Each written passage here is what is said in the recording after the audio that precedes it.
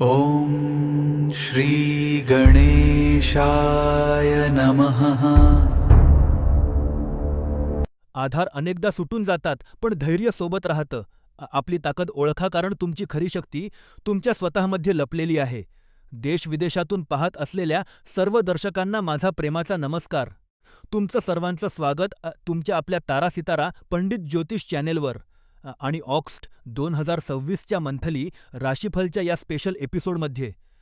हे राशीफल तुमच्या नाम राशीवर म्हणजेच तुमच्या मून साइनवर बेस्ड आहे. तुम्ही चाहल्यास तुमच्या लग्न आणि चंद्र राशी दोन्हीच्या आधारावर हे राशीफल जाणून घेऊ शकता. हे बेटर अंडरस्टँडिंग देईल. नेहमी लक्षात ठेवा की तारा-सितारा पंडित ज्योतिष चॅनेलचं एक योग्य मार्गदर्शन तुमच्या जीवनाला, तुमच्या भविष्याला संवारू शकतं. अनेकदा आपण म्हणतो, योग्य वेळेवर घेतलेला डिसिजन जीवनाची दशा आणि दिशा दोन्ही बदलू शकतो. आता सर्वात आधी तारा-सितारा पंडित ज्योतिष चॅनेलच्या माध्यमातून मी तुम्हाला सांगू इच्छितो की ऑगस्ट मंथमध्ये ग्रहस्थिती काय आहे. तर कुंडलीत मंगळ वृषभ राशीत उपस्थित आहे, बुध मिथुन राशीत उपस्थित आहे, गुरु आणि सूर्य कर्क राशीत उपस्थित आहेत, शुक्र आणि केतू सिंह राशीत उपस्थित आहेत, तर राहू कुंभ राशीत उपस्थित आहे. शनी वक्री अवस्थेत आता मीन राशीत पोहोचला आहे. 1 ऑगस्टला ग्रह गोचर स्थिती काहीशी अशी राहील. शुक्र कन्या राशीत 1 ऑगस्टला ट्रान्झिट करेल किंवा गोचर करेल. 2 ऑगस्टला मंगळ मिथुन राशीत गोचर करेल. 5 ऑगस्टला बुध कर्क राशीत गोचर करेल आणि 8 ऑगस्टला गुरु कर्क राशीत उदित होईल. 14 ऑगस्टला बुध कर्क राशीत अस्त होईल. 17 ऑगस्टला सूर्य सिंह राशीत प्रवेश करेल आणि 22 ऑगस्टला बुध सिंह राशीत गोचर करेल आपल्या सस्त अवस्थेसोबत. आता इथेच मी तुम्हाला ग्रहांच्या दृष्टीबद्दलही सांगतो. मंगळाची चतुर्थ दृष्टी सिंह राशीवर आहे, सप्तम दृष्टी वृश्चिक राशीवर आणि अष्टम दृष्टी धनु राशीवर असेल. गुरुची पंचम दृष्टी वृश्चिक राशीवर आहे, सप्तम दृष्टी आपली नीच राशी मकरवर आहे आणि नवम दृष्टी मीन राशीवर राहील. शनीची तृतीय दृष्टी वृषभ राशीवर, सप्तम दृष्टी कन्या राशीवर आणि दशम दृष्टी धनु राशीवर राहील. याशिवाय राहूची पंचम दृष्टी मिथुन राशीवर, सप्तम दृष्टी सिंह राशीवर आणि नवम दृष्टी तुला राशीवर राहील. इथे तुम्हाला हे पण सांगू इच्छितो की दर महिन्याला काही स्पेशल डेट्स असतात जिथे तुम्हाला जास्त काळजी घ्यावी लागते. तर तुला राशीसाठी चतुर्थ भावात चंद्रमा 13 आणि 14 ऑगस्टला राहतील. यानंतर 22, 23 आणि 24 तारखेला अष्टम भावात आणि सोबतच 5 आणि 6 ऑगस्टला द्वादश भावात. या तारखांना कुठेतरी नोट करून घ्या, कारण इथे तुम्हाला सर्वात जास्त सतर्कता आणि सावधगिरी बाळगली पाहिजे आहे. जास्त माहितीसाठी आजचं राशीफल तुम्ही आमच्या चॅनेलवर पाहू शकता. इन्कम अँड इन्व्हेस्टमेंट ऑगस्ट 2026 मध्ये तुला राशीसाठी इन्कमचा मुख्य आधार नेटवर्क आणि पार्टनरशिप आहे. 8 ऑगस्टच्या नंतर भाग्याचं जे चमकणं आहे ते धन वृद्धीचे नवीन अवसर पण घेऊन येईल. खूप जास्त अपॉर्च्युनिटीज तिथे तुम्हाला पाहायला मिळतील. अचानक काम वेग पकडणं सुरू करतील. अट हीच आहे की तुम्ही बुधाच्या अस्त होण्याच्या दरम्यान कोणत्याही मोठ्या फायनान्शियल डिसिजनला थांबवून ठेवा. आता बुध अस्त होतील ते 14 ते 22 ऑगस्टपर्यंत आहेत. या विंडोला तुम्ही ध्यानात ठेवाल. पुढे जे पण आपण कम्युनिकेशन करू किंवा जे पण विश्लेषण करत आहोत त्यात. मग बात होते खर्चाची, तर खर्चाच्या बाबतीत तुम्हाला विशेष सावधगिरी कधी बाळगायची आहे. विलासिता आहे, लक्झरी आहे, याकडे तुमचा कल खूप जास्त आहे. इथे तुम्हाला लक्ष ठेवायचं आहे. शनीचा अष्टम भावात प्रभाव जो आहे हा अचानक अनएक्सपेक्टेड खर्चांचं कारण बनू शकतो. दिखाव्याच्या खर्चावर तुम्हाला खूप जास्त या वेळेस कंट्रोल करावा लागेल. आर्थिक रूपाने स्थिर राहू इच्छिता, स्टॅबिलिटी इच्छिता, तर महिन्याच्या या वेळेस मोठी रक्कम ना उधार द्यायची आहे ना कोणाकडून उधार घ्यायची आहे, कारण ग्रहांची स्थिती जी आहे ही धन वापसीमध्ये विलंब पण करेल आणि जर धन तुम्ही कोणाकडून घेतलं आहे तर त्याला पण परत करण्यात विलंब बनवू शकते. मग बात होते इन्व्हेस्टमेंट्सची, तर ऑगस्ट 2026 मध्ये तुला राशीसाठी इन्व्हेस्टमेंटचा सर्वात प्रभावी मार्ग पॅसिव्ह इन्कम स्वीकारणं आहे.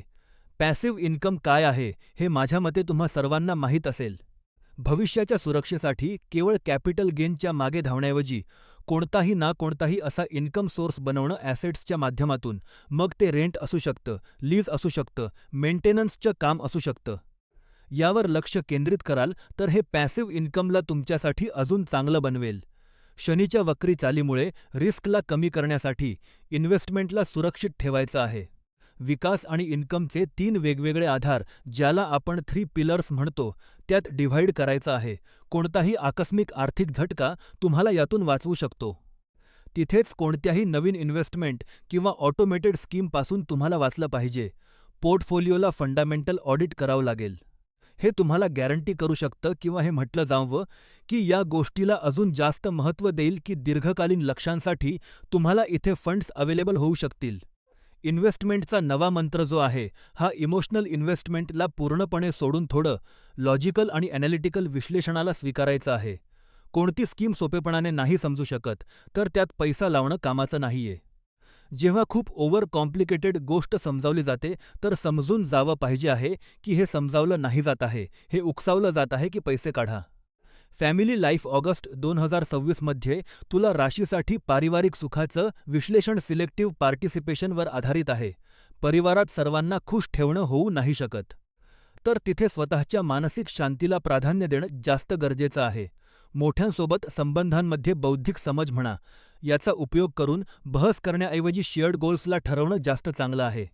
त्यांची बात काय आहे त्याला समजून थोडं त्यांच्या मार्गावर चालणं जास्त चांगलं आहे. शनीच्या वक्री चालीमुळे घरात कोणत्याही प्रकारचं भारीपण किंवा विवाद दूर करण्यासाठी घराच्या सजावटीत बदल किंवा व्हिज्युअल रिफ्रेशमेंट करणं हे खूप उपयुक्त ठरेल. कोणत्याही गंभीर पारिवारिक चर्चा किंवा भविष्याचे मोठे निर्णय आहेत, यापासून या वेळेस विशेष करून तुम्हाला वाचलं पाहिजे. या दरम्यान अग्री टू डिसअग्रीचा मंत्र स्वीकारा. छोटी मोठी असहमती आहे, त्यावर बहस करण्यापासून पूर्णपणे दूर राहा. तुम्ही म्हटलं आम्ही मानलं, बात संपली. स्टुडंट्स अँड एज्युकेशन स्टुडंट्सची बात करतो, तर स्टडीजचे हित तुमच्या यशाचा सर्वात मोठा कारक बनणार आहे. एक शांत आणि सुंदर वातावरण हे स्वतःसाठी बनवणं तुमच्यासाठी गरजेचं आहे, जेणेकरून तुम्ही अभ्यासावर कॉन्सन्ट्रेट करू शकाल. म्हटलं जातं की ओव्हर ॲक्टिव्ह जेव्हा डोकं असतं, तर त्याला कुठे ना कुठे बिझी करावं लागतं. तर हे बिझी क्लिनलीनेसमध्ये करा. क्लीन करा आपली रूम. डिक्लटर करा आपली रूम, जेणेकरून मग चांगल्या प्रकारे कॉन्सन्ट्रेट करून वाचू शकाल. अशा वेळेस पियर लर्निंगचे नवीन अवसर तुम्हाला मिळतील. ग्रुप चर्चा करणं किंवा सोबत बसून वाचणं याला जास्त प्राधान्य द्याल. हे तुम्हाला अशा वेळेस प्रिन्सिपल्सला समजण्यात हेल्प करेल. शनीच्या वक्री चालीमुळे जे पण कॉन्सन्ट्रेशनशी संबंधित प्रॉब्लेम्स होत आहेत, त्याची कमतरता दूर करण्यासाठी अभ्यास आणि पर्सनल इंटरेस्टला याच्यामध्ये तुम्हाला बॅलन्स बनवायचा आहे. खूप जास्त वेळ वाचू नाही शकत आहात, तर खूप जास्त वेळ मोजमस्ती पण नाही करू शकत आहात. सही शेड्यूल बनवाल, दोघांना वेळ द्याल, तर लांब चालू शकाल. कोणत्याही ओव्हर कॉम्प्लिकेटेड सब्जेक्टला सुरू करण्याऐवजी या वेळेस रिव्हिजनवर तुम्हाला ध्यान जास्त केंद्रित करायचं आहे. अनेक लोकांची सवय असते की एक्झामच्या 10 दिवस आधी वाचणं सुरू करतात आणि 10 दिवसांच्या आत सर्व चॅप्टर्स वाचून घेऊ इच्छितात आणि अल्टिमेटली रिझल्टच्या वेळेस 0 मिळतो. तर या कारणामुळे प्रॉब्लेम होते. इथे जे मेजॉरिटी मार्क्स जे वेटेज घेऊन चॅप्टर्स बसले आहेत, त्यांना वाचून रिवाईज करणं जास्त चांगलं आहे. जर तुम्ही कॉम्पिटिशन एक्झाम देता, तर तिथे पण या गोष्टीला खूप चांगल्या प्रकारे जाणत असाल. निगेटिव्ह मार्किंग असते. जे नाही येत आहे त्याला नाही अटेम्प्ट करतात. तीच सेम गोष्ट तुम्हाला करायची आहे. पेरेंटहूड वृषभ राशीच्या जातकांसाठी ऑगस्ट 2026 मध्ये जिथे तुम्हाला आपल्या मुलांशी जोडलेल्या परफेक्शनच्या जिद्दीला सोडून स्वाभाविक रूपाने विकसित होण्यासाठी स्पेस द्यावी लागेल. त्यांच्यासोबत तुमचं नातं तणावमुक्त बनवावं लागेल.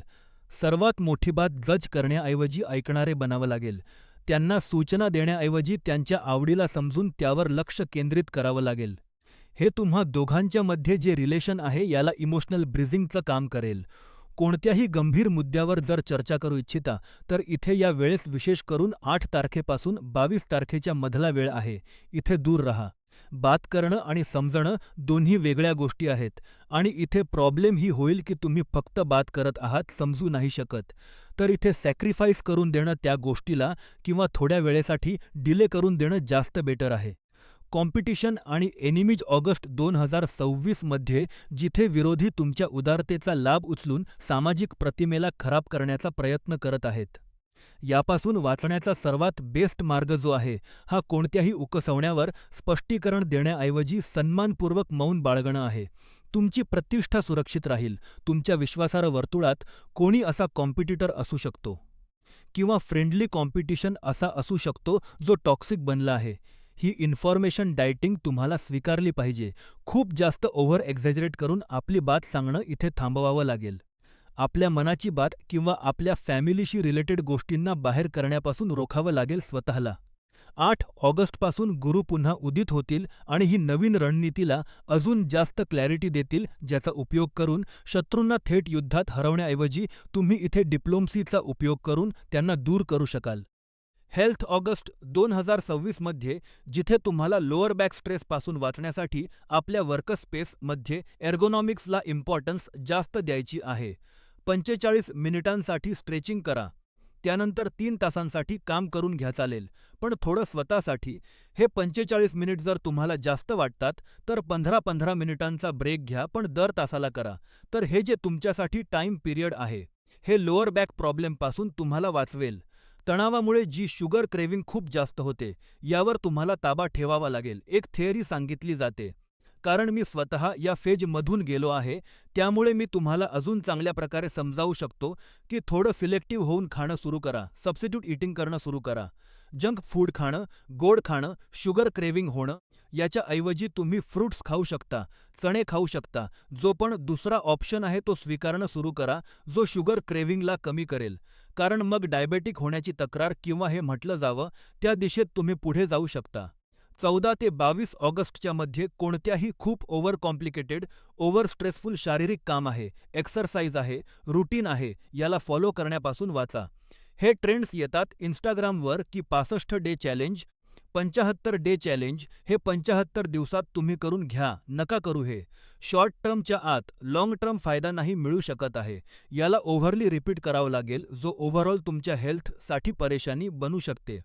हे म्हटलं जाऊ शकतं की हॉस्पिटलमध्ये ॲडमिट करण्यापर्यंतची वेळ आणू शकते. लव्ह लाईफ अँड मॅरेज दाम्पत्य जीवनाची जेव्हा आपण बात करतो, तर ऑगस्ट 2026 मध्ये जिथे तुम्हाला शांती बनवून ठेवण्याऐवजी प्रामाणिकपणाने जोडण्याच्या अंतराला स्वीकारावे लागेल, आपल्या भावनांना शेअर करावं लागेल, नात्याला अजून जास्त अधिक खोल बनवण्याचा प्रयत्न करावं लागेल. 8 ऑगस्टपासून एक खूपच जास्त पॉझिटिव्ह चेंज जो आहे, वेलकमिंग चेंज आहे, तो पाहायला मिळेल, ज्याचा उपयोग तुम्ही कोणत्याही कॉमन गोलच्या निर्मितीसाठी करू शकता. कारण या वेळेस जे शेअर करू इच्छितात, आपला हेतू शेअर करा. तुम्ही दोघांच्या मधील जे अंतर आहे त्याला मिटवण्याचा प्रयत्न करा. हे शक्तिशाली माध्यम बनू शकतं. रिलेशनशिपला स्ट्रेंथन करण्याचं काम करू शकतं. तिथेच शनीच्या वक्री चालीमुळे जुन्या चुका ज्या आहेत, या वर्तमानच्या नात्याला बाधाना निर्माण करो, त्याच्यासाठी प्रॉब्लेम ना बनो, किंवा पास्ट रिलेशनशिप करंट रिलेशनशिपसाठी प्रॉब्लेम ना बनो, तर यासाठी नो रिग्रेट्स सारखी फिलॉसॉफीला स्वीकारावे लागेल. या सायकॉलॉजीला स्वीकारावे लागेल. भविष्यावर लक्ष केंद्रित करा. जे जुनं झालं ते होऊन गेलं. It's really important. आता कोणत्याही गंभीर चर्चा असो किंवा प्रॉमिस असो, याला पूर्णपणे करण्यापासून दूर राहाल, कारण करणं खूप सोपं आहे, प्रॉमिस निभावणं कठीण आहे. आणि इथे नाही निभावू शकण्यामुळेच तुमच्या रिलेशनशिपमध्ये प्रॉब्लेम्स बनू शकतात. जॉब अँड बिझनेस ऑगस्ट 2026 मध्ये तुला राशीच्या करिअरची बात हो, व्यवसायाची बात हो, प्रोफेशनची बात हो, याचं विश्लेषण करताना एक सरळ गोष्ट समोर येते. हा मंत्र आहे तुमच्यासाठी स्ट्रॅटेजिक अलाइनमेंट. जिथे खूप जास्त ओव्हरली अग्रेसिव्ह होऊन एक्सपांड करण्याऐवजी जी सध्याची प्रोफेशनल साख आहे, याला मजबूत करा. गुडविलला इथे स्ट्रेंथ द्या. इथे जुन्या कामाचा लाभ मिळवण्याकडे जास्त संकेत आहेत. जुने क्लायंट्स आहेत, यांच्याकडून जास्त प्रॉफिट आहे. अशा वेळेस जुने संपर्क असू शकतात. होऊ शकतं की आता वडिलांच्या नंतर तुम्ही त्यांच्या सीटवर बसले आहात, किंवा हे होऊ शकतं की आता तुम्ही फॅमिली बिझनेसला सांभाळणं सुरू केलं आहे. तर वडिलांचे जे कॉन्टॅक्ट्स आहेत, त्या काळात जे खूप चांगले क्लायंट्स होते, जे आता सोबत नाहीयेत किंवा आता त्यांच्यासोबत कम्युनिकेशन नाहीये, तर त्यांना पुन्हा या वेळेस कॉल करून रिइंट्रोड्यूस करा. कदाचित हे तुमच्या कामासाठी खूप मोठा लाभ घेऊन येऊ शकतात. 8 ऑगस्टपासून जसेही गुरु पुन्हा उदित होतील, पार्टनरशिपसाठी शुभ अवसर तुम्हाला इथे पाहायला मिळतील. पण अशा वेळेस व्हॅल्यू अलाइनमेंटला जास्त महत्त्व द्यायचं आहे. इथे या गोष्टीचा लक्ष ठेवा, पार्टनरशिप करणं फक्त फंड्ससाठी गरजेचं नसतं. ते काय व्हॅल्यू तुमच्यासाठी घेऊन येतात, त्यावर पण लक्ष द्या. 14 ते 22 ऑगस्टच्या मध्ये आपल्या वर्कस्पेसमध्ये कोणत्याही मोठ्या कॉम्पिटिशनला घेऊन खूप जास्त, जे बॅकएंड ऑपरेशन्सला घेऊन किंवा कॉम्पिटिशनला घेऊन जे घाबरत आहात, त्यापासून तुम्हाला या वेळेस दूर राहायचं आहे. इथे कोणत्याही गोष्टीला घेऊन भीती जेव्हा फील करता, तर त्याच्या होण्याची शक्यता तेवढीच जास्त वाढते. इथे कॉन्सन्ट्रेट या गोष्टीवर करा की जे तुमचे ऑपरेशन्स आहेत, जे तुमचे प्रोजेक्ट्स आहेत, त्याच्या आत कोणतीही मिस्टेक न निघू सको. मिस्टेक्स आहेत, तर त्याला लवकरात लवकर सुधारून घ्या, जेणेकरून ते सरफेस न करो. तर हे तुमच्यासाठी खूप इम्पॉर्टंट आहे. व्यावसायिक रूपाने अशा वेळेस नवीन ग्राहकांच्या मागे धावण्याऐवजी जे जुने ग्राहक आहेत, त्यांना सॅटिस्फॅक्शन देणं जास्त महत्त्वाचं आहे. प्रॉफिटला लाँग टर्म जर चालवू इच्छिता, दीर्घकालिक स्थिरता इच्छिता, तर हे इम्पॉर्टंट तुमच्यासाठी आजच आहे. हे तुम्ही नोट करून ठेवून घ्या. आउट्रो तर हे होतं तुम्हा सर्वांसाठी मासिक राशीफल ऑगस्ट 2026. तुमची जन्मकुंडलीमधील एक ग्रह चंद्रमाला आधार बनवून मी हे राशीफल तुम्हाला सांगितलं आहे. तुम्ही चाहल्यास आपल्या जन्मकुंडलीच्या संदर्भात या राशीफलला अजून ॲक्युरेसीने जाणू शकता, कारण जन्मकुंडली तुमची आपली आहे. तुमची डिटेल्सने बनते. तुमची ग्रहस्थिती, तुमच्यासाठी महादशा, अंतर्दशा, प्रत्यंतरदशा, नवांश कुंडली, दशांश कुंडली हे सर्वांना खूप अकरा असतात. कारण इथे कोणी जेव्हा तुम्ही मोठा निर्णय घेऊ इच्छिता, जेव्हा जीवनात समस्या जास्त असतात, भविष्यात डोकावायचं असतं, कोणताही खूप मोठा निर्णय घ्यायचा असतो. हे निर्णय मग तो करिअरशी संबंधित असो, प्रॉपर्टीसाठी असो, बिझनेससाठी असो, मुलांच्या लग्नाशी संबंधित असो किंवा घर परिवाराच्या स्थितीशी संबंधित असो, कोणतीही अशी स्थिती ज्यासाठी तुम्हाला ॲडवाईसची गरज आहे, आपली वेळ पाहण्याची गरज आहे, त्याच्यासाठी कुंडलीचं विश्लेषण करवणं अत्यंत आवश्यक बनतं. मी अनेकदा एक बात सांगतो, सब खेल ग्रह नक्षत्रांचा आहे. जीवनात मोठ्या निर्णयांच्या आधी कुंडली विश्लेषण करून तुम्ही समजू शकता की रिस्क उचलली जाऊ शकते किंवा नाही उचलली जाऊ शकत. उठवली जावी तर कोणत्या मर्यादेपर्यंत उठवली जाऊ शकते. पुढे वाढलं जाऊ शकतं किंवा नाही वाढलं जाऊ शकत. वेळ फक्त पक्षात आणि विपक्षामध्ये उभा असतो. चांगलं करणं आणि न करणं हे आपल्या हातात आहे. सर्व मिळून जेव्हाही तुम्हाला आपली कुंडलीचं विश्लेषण करवायचं असेल, तुम्ही कोणत्याही कंट्रीमध्ये, कोणत्याही शहरात राहता, घर बसल्या कुंडली विश्लेषण करवू शकता.